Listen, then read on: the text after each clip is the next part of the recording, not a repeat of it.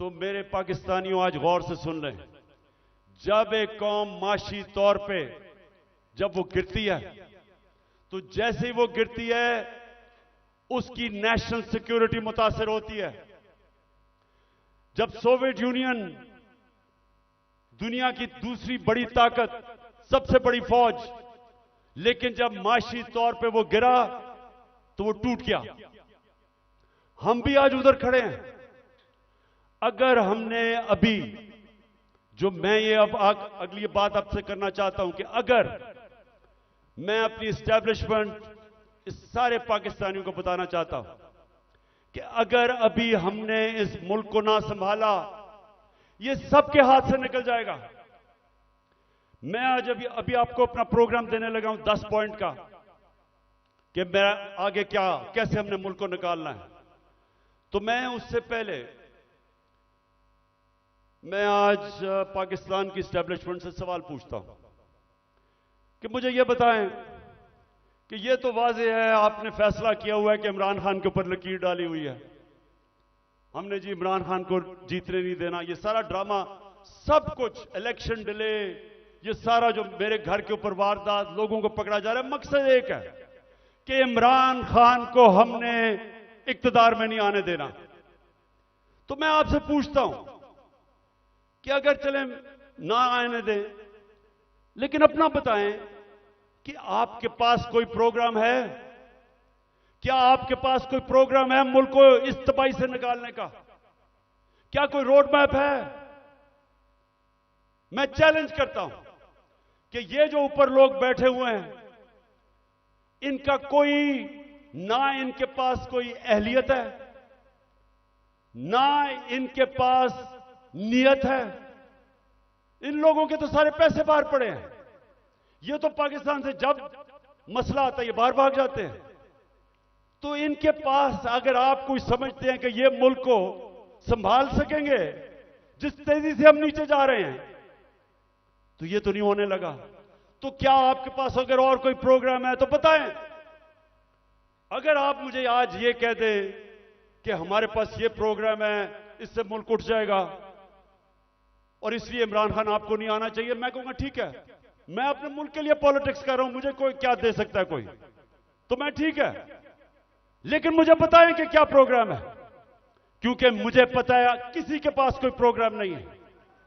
Programme अब ये मैं आपको बताने लगा हूं क्या है पाकिस्तान को।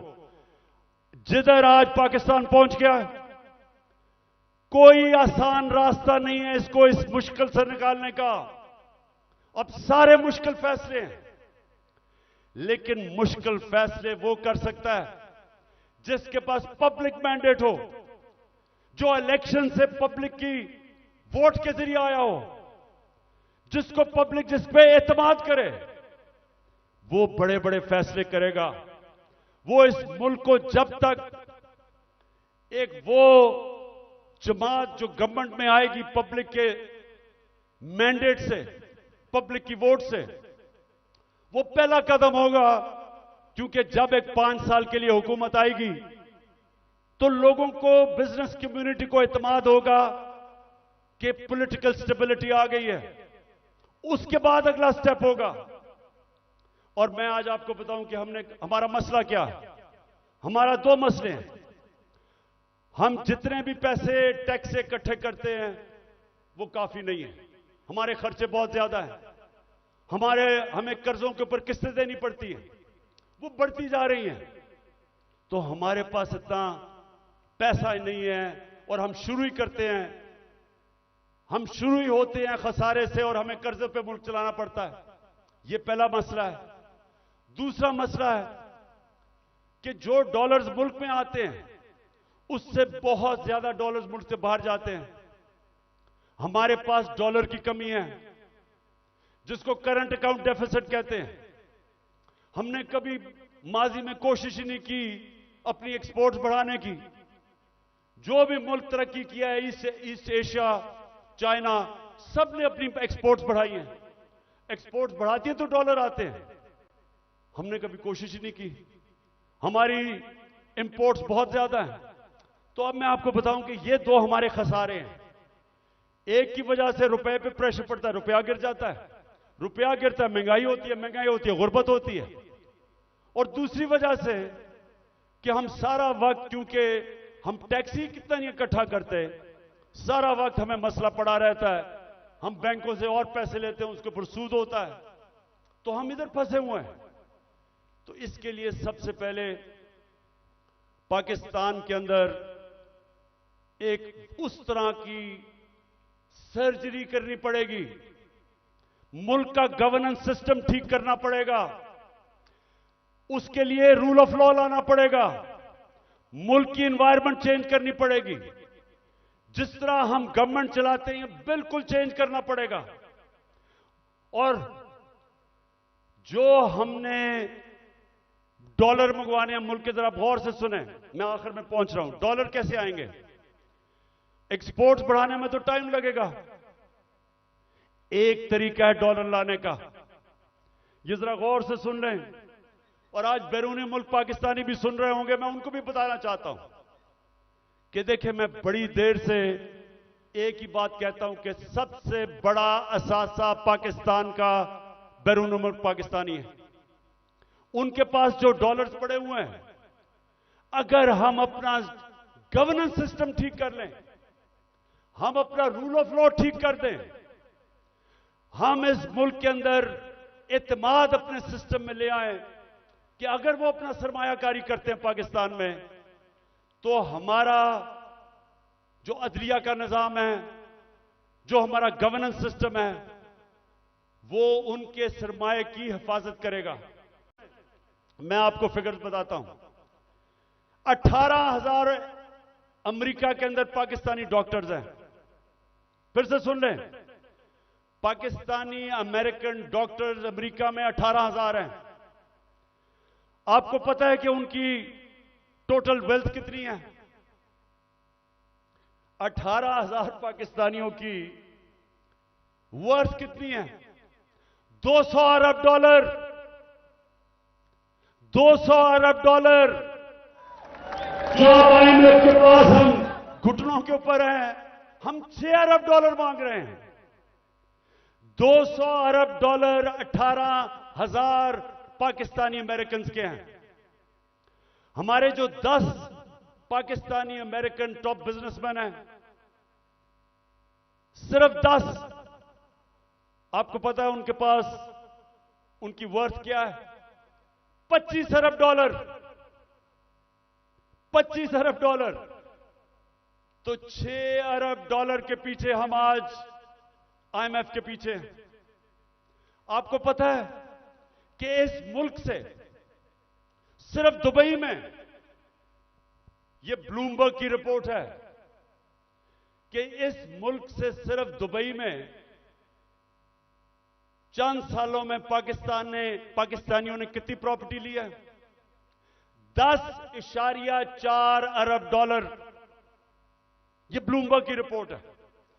तो पाकिस्तानी अमीर हैं, मुल्क गरीब है, और इसके लिए हमने वो सिस्टम बनाना है। जब तक वो माहौल नहीं बनेगा जिसको एनेबलिंग एनवायरनमेंट कहते हैं, हम इनका पैसा नहीं ला सकते। ये अभी तक सिर्फ प्रॉपर्टी में पैसा लेते हैं, प्लॉट्स लेते हैं, लेकिन जब तक वो सरमायाकारी पाकिस्तान में नहीं करेंगे, हम इसी तरह ही घुटनों के ऊपर रहेंगे। जिस वक्त हमने अपना सिस्टम ठीक कर लिया, उन्होंने सरमायाकारी शुरू कर दी पाकिस्तान में, आप यकीन करें कि वो उनको देखते हुए सारी दुनिया से सरमायाकारी आएगा। यहां जो चाइना कैसे ऊपर गया? चाइना ने सबसे पहले अपना सिस्टम ठीक किया, उसके बाद जो बैरून मुल्क चाइनीज थे वो वापस आए, उन्होंने सरमायाकारी की। जब सरमायाकारी शुरू हुई तो वो इस तरह है कि जिस तरह शहद के ऊपर मक्खियां आती हैं, सारी दुनिया से सरमायाकार आ गया।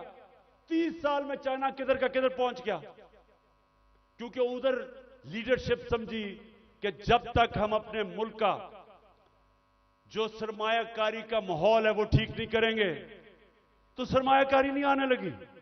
तो पाकिस्तान में तो सरमायाकारी आती नहीं है, क्योंकि प्लॉट बेचारा ओवरसीज पाकिस्तानी लेता, उसमें भी कब्जा हो जाता है। वो कौन फैक्ट्रियां लगाएगा यहां? तो ये मैं सबसे पहले कि हमने ओवरसीज का पाकिस्तानियों का पैसा लाना, एक प्लान बनाया हुआ है हमने, कैसे उनकी इन्वेस्टमेंट लेके आनी है। तो ये पूरा एक प्लान बनेगा कि कैसे गवर्नेंस सिस्टम ठीक करनी है। 3.5 साल में हमें पड़ी, शुरू में तो हमें समझ ही नहीं थे कि क्या हालात है। तो इंशाल्लाह एक तो वो पहले, फिर दूसरा, हमने पाकिस्तान के अंदर लॉन्ग टर्म, अब मिडिल और लॉन्ग टर्म प्लानिंग, एक्सपोर्ट्स, एक पूरा मुल्क को लगाएंगे एक्सपोर्ट्स के ऊपर। एक्सपोर्टर्स को वीआईपी बनाएंगे। जो मुल्क में डॉलर चीजें बेच के डॉलर लेके आएगा, उनके लिए सहूलतें देंगे। हमने दी थी और इसकी वजह से हमारी रिकॉर्ड एक्सपोर्ट्स थी जब हमारी गवर्नमेंट गिराई गई है। तो फिर एक्सपोर्टर्स को जब तक आप उनको वीआईपीज नहीं बनाएंगे, जिस तरह ईस्ट एशिया में बनाया था, जिस तरह इंडोनेशिया, मलेशिया, ये चाइना ने जब तक नहीं किया, एक्सपोर्ट्स नहीं बढ़ेंगी। हम तवज्जो नहीं दी कभी उसके ऊपर। फिर आईटी, हिंदुस्तान की 140 अरब डॉलर की आईटी एक्सपोर्ट्स है, हमने कभी तवज्जो ही नहीं दी। हमने जब दी थी तो 2 सालों में 70% हमारी आईटी की एक्सपोर्ट बढ़ गई थी। उनको हमने उठाना है क्योंकि फ्यूचर टेक्नोलॉजी का है। तीसरी चीज, टूरिज्म। पाकिस्तान के पास कभी हमने तवज्जो नहीं दी। ये मुल्क, और हमारी बदकिस्मती के 2 साल कोविड हो गया, कोरोना हो गया, उसके बाद टूरिज्म खत्म हो गई। तो इंशाल्लाह पूरा मेरा प्लान है कि इस बार इंशाल्लाह अल्लाह ने मौका दिया, कैसे टूरिज्म उठाएंगे। उसके अलावा हमने कभी तवज्जो ही नहीं दी मदनियात पे, मिनरल्स पे।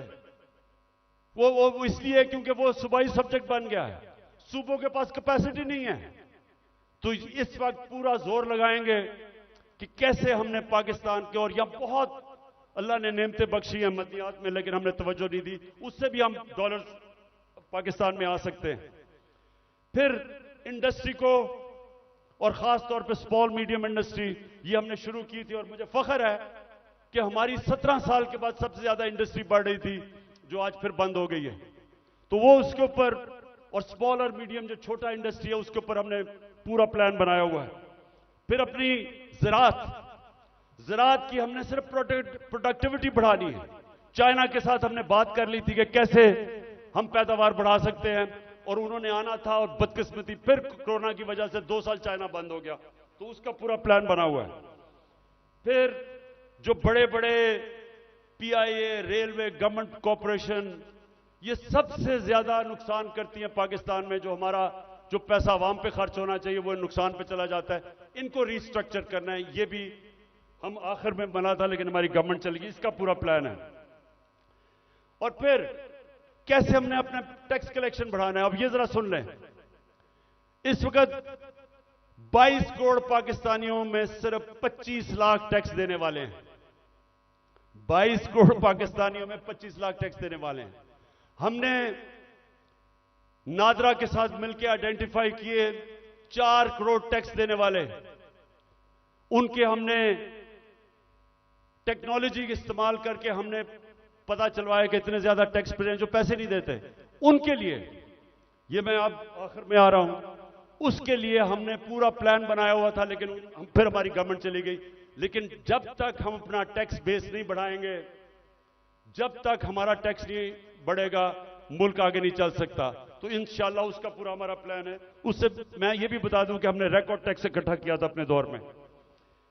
और फिर मनी लॉन्ड्रिंग, ये देखें हमारी जो एलीट है मुल्क की, शायद ही किसी मुल्क में ऐसे हो कि सारी एलीट जो पैसा होता है वो बाहर भेज देती है। प्रॉपर्टीज इनकी बाहर हैं, जिस तरह मैंने दुबई में बताया, लंदन, सारी दुनिया में। तो और ये चोरी का पैसा होता है। तो जब तक हम इसको कंट्रोल नहीं करेंगे, और ये होगा रूल ऑफ लॉ से, जितना हम अपना कानून तकड़ा करेंगे, हम इतना पैसा हमारा मुल्क से बाहर चला जाता है, डॉलर्स बाहर चले जाते हैं चोरी के, हमने वो रोकना है। आखिर में इस दौरान जो मुश्किल वक्त है, आज कमजोर तबका हमारा पिस गया, तनख्वाहदार हमारा पिस गया महंगाई की वजह से। तो हमने जो चीजें शुरू की थी उसका मैं आपको बता दूं कि सबसे पहले हमने हेल्थ कार्ड, जो हेल्थ इंश्योरेंस थी कि हर लोगों के लिए 10 लाख रुपए के लिए हेल्थ इंश्योरेंस हर खानदान के लिए किसी भी अस्पताल में अपना इलाज करवा सके, वो सबसे ज्यादा जो बंद किया गया कई जगहों के ऊपर, वो फिर से हम शुरू करेंगे। क्योंकि ये आजकल के दिनों में, महंगाई के दिनों में, एक बीमारी हो जाती है घर में, सारा घर मकरूज हो जाता है। तो जो हेल्थ कार्ड है वो हमारा पूरा इनिशिएटिव है और इंशाल्लाह वो नंबर 1 होगा कि हमने अब लोगों को कैसे तहफ़्फ़ुज़ देना है, सोशल प्रोटेक्शन कैसे करनी है। दूसरा, हमने सानिया निश्चित ने एक जबरदस्त प्रोग्राम निकाला है और वो है हमने अब राशन देना है लोगों को। वो कैसे करना है? हमने अब पूरा डेटाबेस बनाया है। हमने देखा कि कौन कौन से खानदान, उनकी इनकम कितनी है जो मुश्किल में है, तो इसको कहते हैं टारगेटेड सब्सिडी। पूरा प्लान ये है कि उनको डायरेक्ट हम पैसा देंगे ताकि जो गरीब लोग हैं, उनको, जो कमजोर हैं, जो मुस्तक हैं, उनको डायरेक्ट पैसा मिले। आजकल के मुश्किल दिनों में उनको खाने पीने की इतनी चीजें महंगी हैं, तो एक ये पूरा प्रोग्राम हमारा बना हुआ है। फिर हमने नौजवानों को लोन्स देने हैं, सूद के बगैर कर्जे, ताकि वो अपनी बिजनेस से शुरू कर दे। हमने कामयाब जवान में काफी किया था, लेकिन इंशाल्लाह उसको अब और आगे लेके जाएंगे। फिर घर बनाने के लिए, तनख्वाहदार तबकों के लिए हमने पहली दफा पाकिस्तान में घर बनाने के लिए हाउस फाइनेंसिंग शुरू की थी। सस्ते सूद के ऊपर कर्जे, यानी अगर, क्योंकि कैश तो लोगों के पास होता नहीं है, लेकिन जितने पैसे लोग किराए पे दे रहे हैं वही किस्त बन जाए और उसी में घर उनका हो जाए। तो ये हमने पूरा स्कीम शुरू की थी, फिर से करेंगे, क्योंकि तनख्वाहदार लोगों के लिए अपना घर बनाना नामुमकिन है, वो फिर से शुरू करेंगे। फिर कच्ची आबादी, इतनी ज्यादा कच्ची आबादियां हो गई हैं। हमने आखिर में ये प्रोग्राम बनाया था क्योंकि टाइम लगा डेवलप करने में। अब सारी कच्ची आबादियों के अंदर, ये मलेशिया में भी हुआ है, ये तुर्की में भी हुआ है, हम क्या करेंगे कि उनके लिए मॉडर्न फैसिलिटीज उधर ही खड़ी करेंगे और डेवलपर को कहेंगे कि वहां एक बिल्डिंग बना ले और वो ही उनके लिए बिल्डिंग बनाए जिधर उनको फैसिलिटीज मिल जाए, पानी मिले, सही माने में वो रह सके, बजाय गंद के अंदर कच्ची आबादी में लोग रहते हैं, और घर भी अपना हो जाए।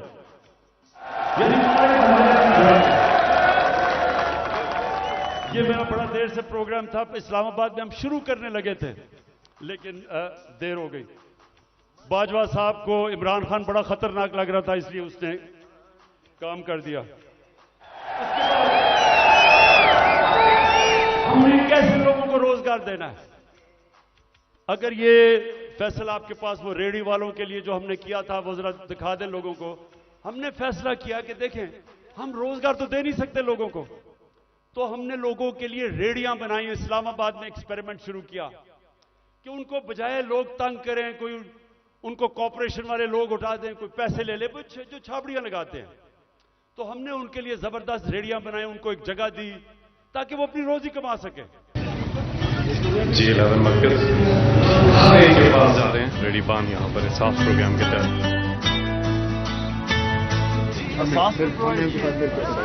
जी बहुत शुक्रगुजार हैं आप लोगों के, हमारे बारे में इतना कुछ सोचा सर भी आप लोग।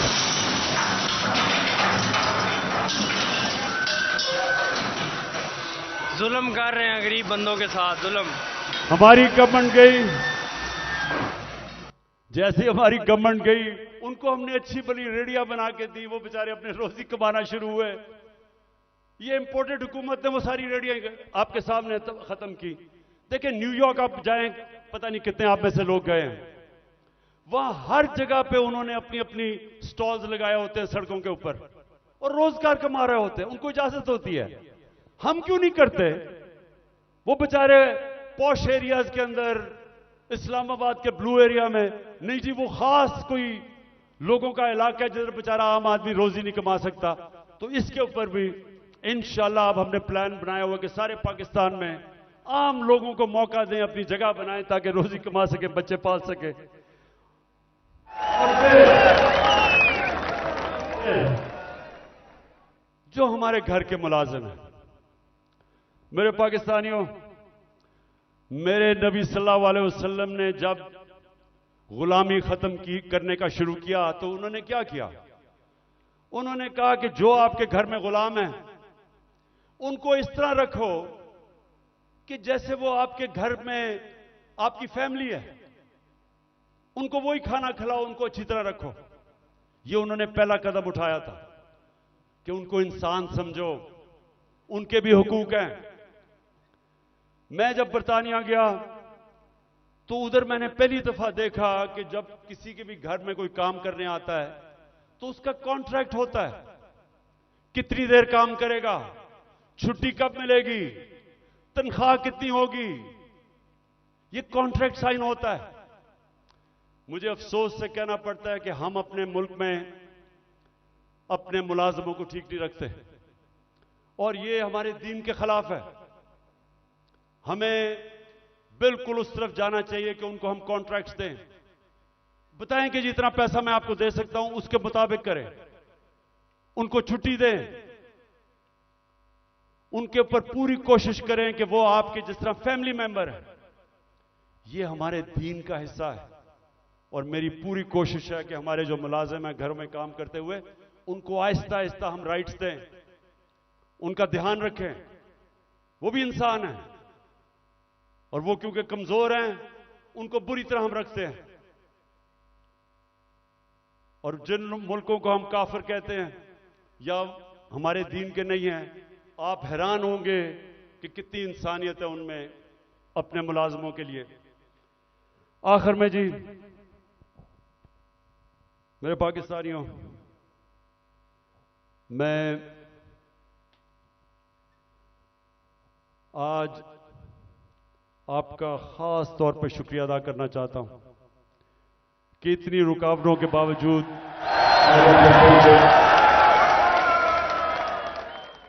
मैं आज फिर से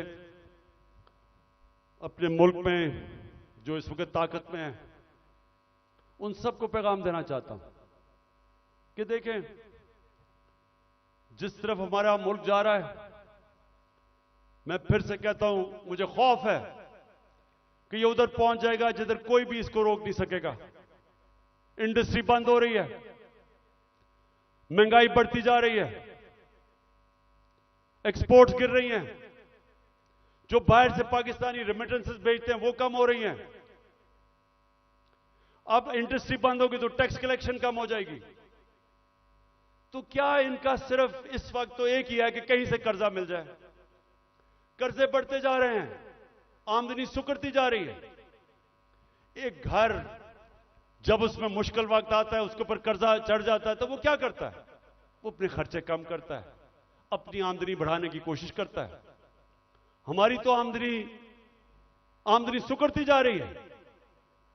तो मैं आज सबको कहना चाहता हूं कि अगर आप मुझे यह बता दें कि इस दलदल से निकलने के लिए हमारे पास स्वाए साफ और शफाफ इलेक्शन की कोई और प्लान है तो मुझे बता दें। और कोई आपके पास प्रोग्राम नहीं है। इस वक्त सिर्फ प्रोग्राम बना हुआ है कि इमरान खान को बाहर कैसे करना है।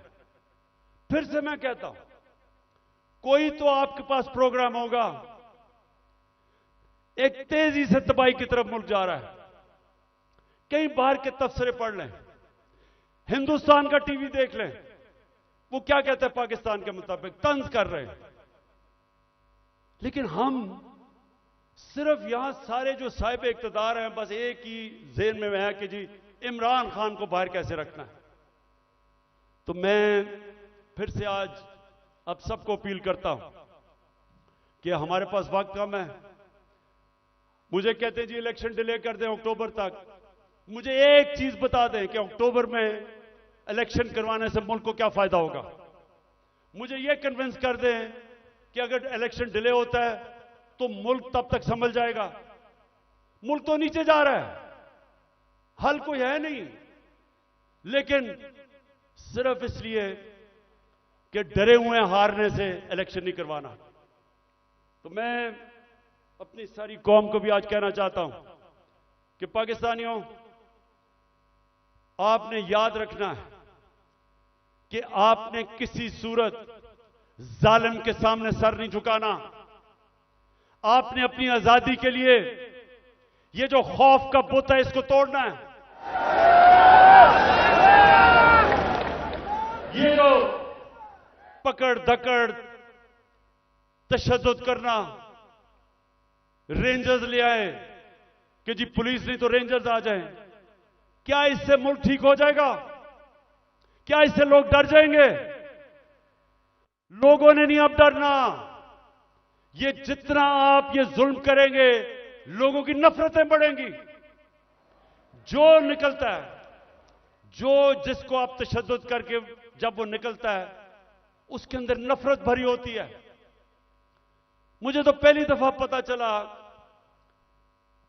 कि जब मुझे एक बलूचिस्तान में मिनिस्टर ने कहा, उसने कहा इमरान खान खुदा के वास्ते अपने लोगों को बताओ कि ये जो हमारे लोगों को पकड़ के तशद्दुद टॉर्चर करते हैं, वो जब वापस जाता है सारा का सारा गांव खिलाफ हो जाता है।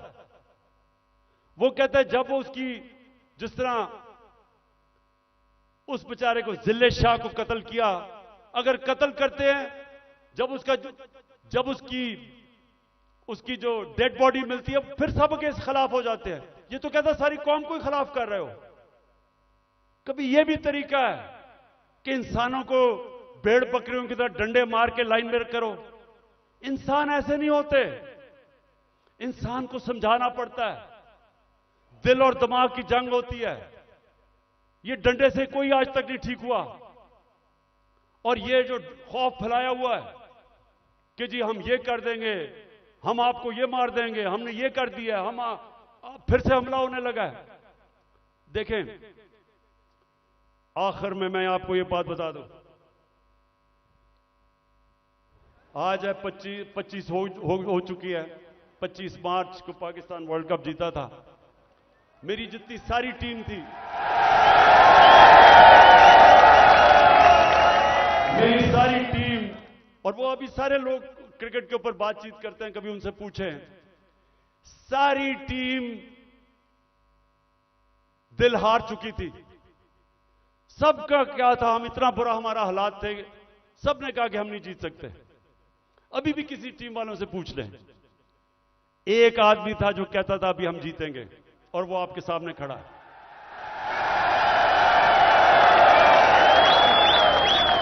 आखिरी गेंद तक लड़ने वाला कप्तान था मैं, और अभी भी आखिरी गेंद तक लड़ूंगा अपने मुल्क के लिए। मुझे किसी का खौफ है। अल्लाह कुरान में कहता है जो लोग ईमान ले आए अल्लाह उनके खौफ दूर कर देता है, खौफ से आजाद हूं। मैं सिर्फ अपनी कौम को तैयार कर रहा हूं कि जो अब आगे हमारे सामने चैलेंज है, वो जिस तरह अभी तक पाकिस्तान चल रहा था इस तरह हम चैलेंज नहीं जीत सकते। अब जो हम चैलेंज जीतेंगे जब पाकिस्तान एक कौम बन जाएगी, हम एक कौम बन के इस मुल्क को निकाल लेंगे इस दलदल से। जर्मनी और जापान तबाह हो गए थे सेकेंड वर्ल्ड वॉर में, दूसरी जंग अजीम में तबाह थे दोनों मुल्क, क्योंकि वो कौम थी। दोनों 10-10 साल में खड़े होकर अजीम पावर्स बन गए। ये जो चैलेंज है ये हम सिर्फ एक कौम बन के जीत सकते हैं, और कौम बनेगी जिसकी बुनियाद रखी जाएगी इंसाफ के ऊपर, कानून की हुक्मरानी के ऊपर। और इसलिए आखिर में हम अपनी अदलिया को आज पैगाम देना चाहते हैं कि कौम आपके साथ खड़ी है और आपने आइन की हिफाजत करनी है, और इंशाअल्लाह हम इस मुल्क को एक अजीम कौम बनाएंगे। पाकिस्तान जिंदाबाद।